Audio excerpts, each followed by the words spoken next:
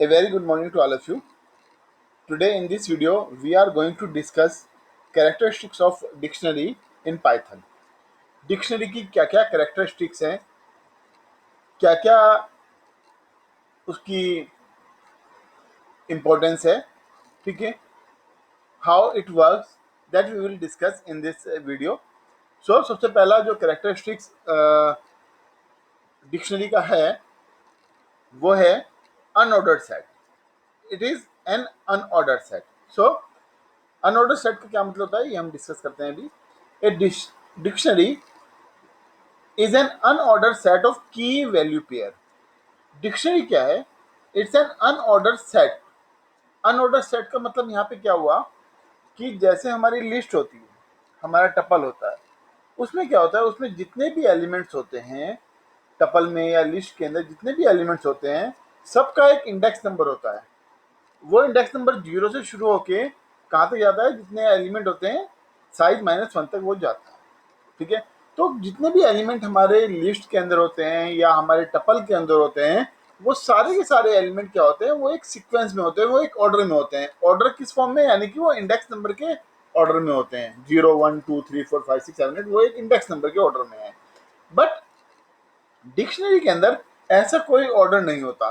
Dictionary के अंदर ऐसा ऑर्डर इसलिए नहीं होता क्योंकि इसके अंदर जो भी एलिमेंट होता है वो दो दो चीज़ों से मिलकर बनता है. एक तो की एंड देन दूसरा उसकी value. Key and then value, both are separated by colon. तो यहाँ पे क्या होता है, यहाँ पे की और वैल्यू होती है. तो की और वैल्यू होने की वजह से यहाँ पे कोई इंडेक्स नंबर नहीं है और उसको हम यूजिंग इंडेक्स नंबर एक्सेस भी नहीं कर सकते. It can contain any type of object. ठीक है, dictionary can contain any type of object. Like it में कंटेन नंबर, इट में कंटेन स्ट्रिंग, इट में कंटेन लिस्ट और इट में कंटेन टपल. तो इसके अंदर जो एलिमेंट हो सकते हैं वो नंबर भी हो सकते हैं, स्ट्रिंग भी हो सकता है, लिस्ट भी हो सकता है, टपल भी हो सकता है. That depend upon our requirement कि हमारी रिक्वायरमेंट क्या है. We can not predict the order और position of key value pair in the dictionary. हम जैसे सपोज हमने एक डिक्शनरी डिफाइन की, डिक्शनरी के अंदर हमने एलिमेंट सीक्वेंस में लगा दिए.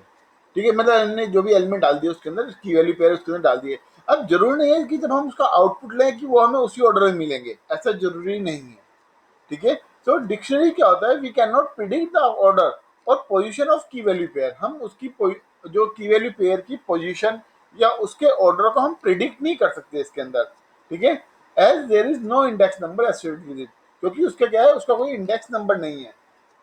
ठीक है, की और वैल्यू पेयर का कोई इंडेक्स नंबर नहीं है. Due to this we can not predict their position, we can not predict their order कि किस ऑर्डर में हमारी की एंड वैल्यू लगी हुई है. सो ये आपको ध्यान रखना है कि dictionary is an unordered set.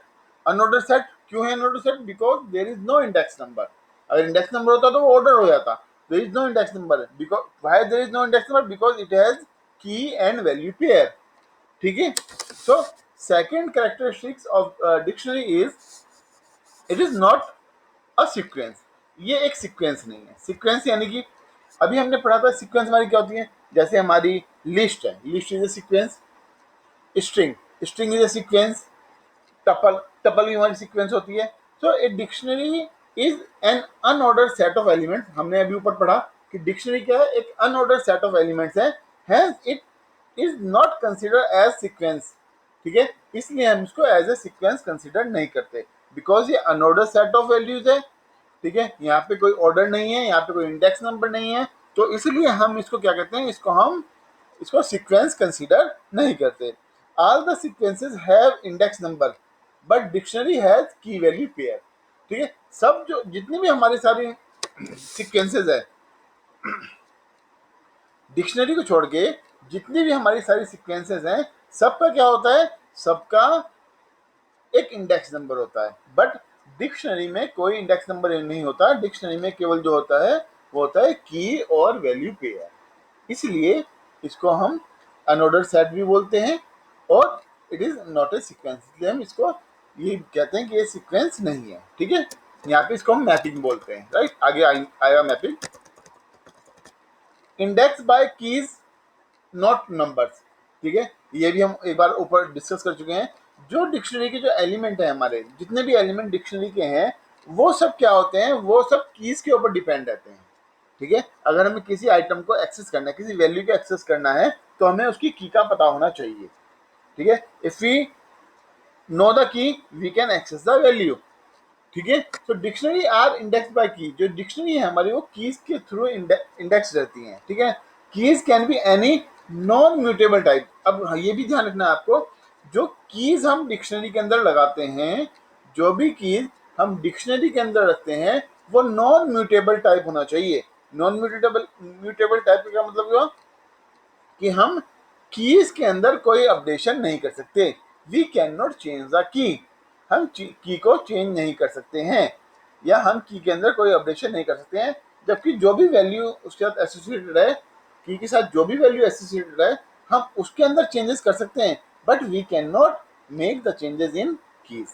Okay, so keys can be any non-mutable type such as string, number and tuple, right? Keys must be unique.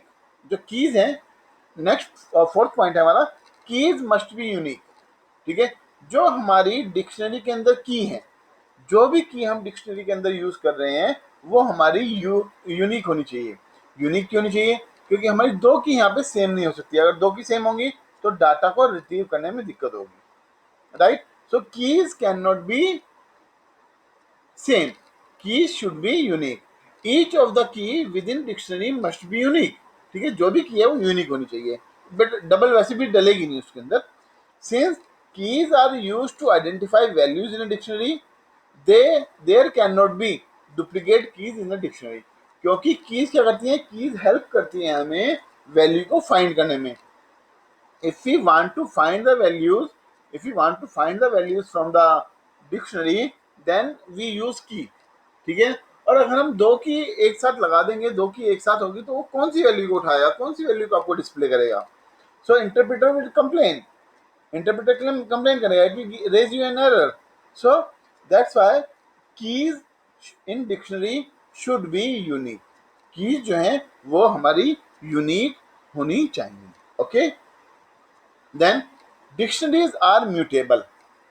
ठीक है, dictionary are mutable. Mutable means where we can change the values, where we can change the values. But यहाँ पे आपको खास ध्यान ये रखना है, we can change the values but we can not change the key. हम कीज को चेंज नहीं कर सकते, we can change the values but we can not change the keys. हम की को चेंज नहीं कर सकते, की हमारी इम्यूटेबल है, कीज और इम्यूटेबल।